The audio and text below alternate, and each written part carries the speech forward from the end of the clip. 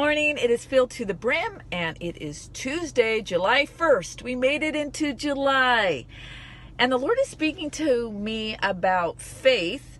Your faith moves mountains. Your faith moves mountains. Now, the Lord has given each one of us a measure of faith according to Romans 12:3. You have been given by the Lord a measure of faith. But that faith has to be exercised, or it will be in a state of atrophy.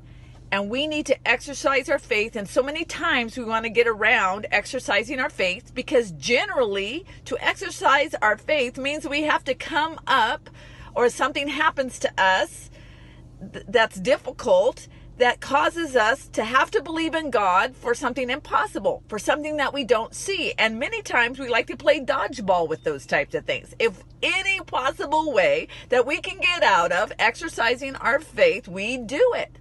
But the Lord wants us, desires for us to exercise our faith.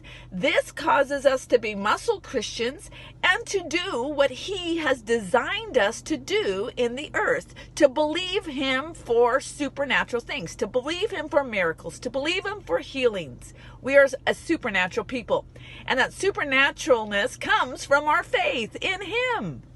So the Lord wants us to exercise our faith. He wants us to be mountain movers. And Jesus speaks of this. He speaks of this in Matthew chapter 21, verse 21. This is what He says. Jesus replied to them, I assure you and most solemnly say to you, if you have faith and do not doubt or allow yourself to be drawn into two directions, you will not only do what was done to the fig tree, which Jesus just spoke to it to wither. So you will not only do what was just done to the fig tree, but even if you say to this mountain, be taken up and thrown into the sea, it will happen. And whatever you ask for in prayer, believing, you will receive. Now this is interesting, because so many times we want to speak to our mountain of circumstance, the external mountain, without first speaking to the mountains that we are facing internally.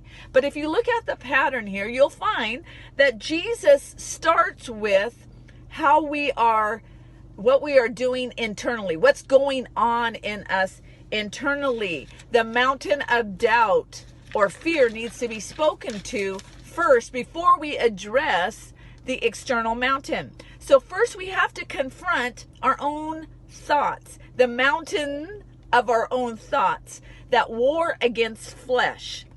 See, the fact is this: the mountain that we face generally begins inside of us. Even though a circumstance may be what we're trying to confront, we have to face the fear, the doubt, the worry, all of those things internally first. So first, what mountain do we confront and cast into the sea? The mountain of worry.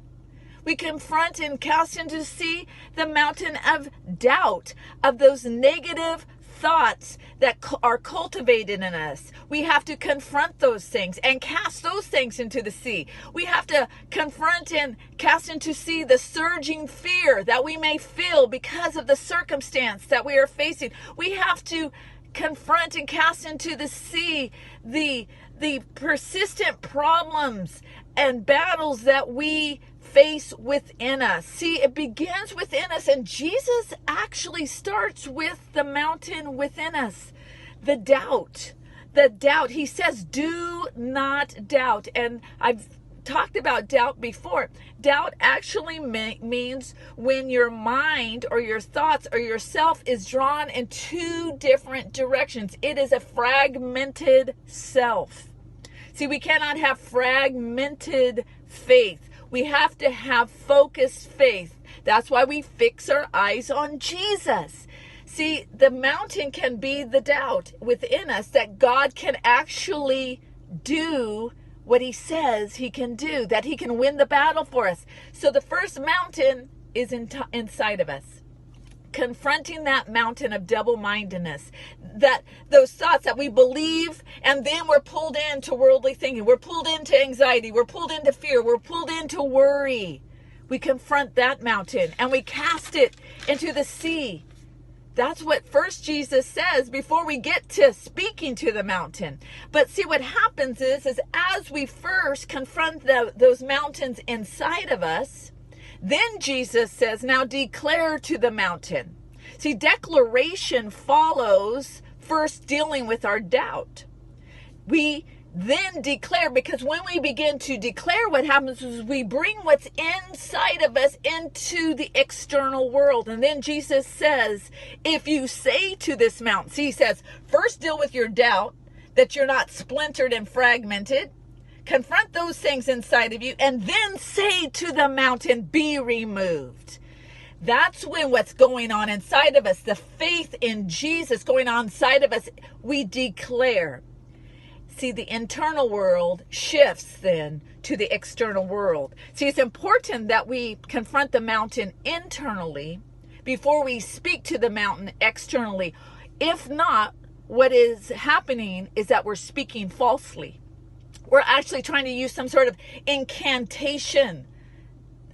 But that's wrong. That's actually not what Jesus is saying, some sort of magical words that we use. No, we're in relationship. We have faith, not in faith. We have faith in him, and we're in relationship, and by our faith, we are united with him. So when we speak to the mountain, we speak as a united front with the Holy Spirit. That's why we confront the doubt, because we're in relationship. It's not some sort of incantation. It's not some sort of religious ritual.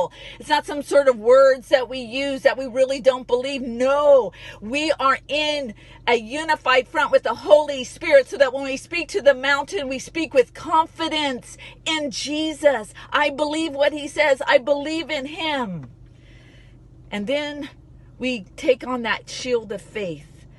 We keep that shield of faith as we go through our trial, as we go through speaking to that mountain. Ephesians 6:16 says, above all, lift up the protected shield of faith with which you can extinguish all the flaming arrows of the evil one. The shield of faith protects us. The shield of faith extinguishes all the arrows of the evil one. Come on. Your faith can move mountains, but it's your faith in him. But let's move the mountains inside of us first, and then the mountains externally will come down as we speak to them in a united front with the Holy Spirit. Pray about this word. The Lord wants your mountains to come down. He said you can do it. He said with him you can do it. God bless you. I love you.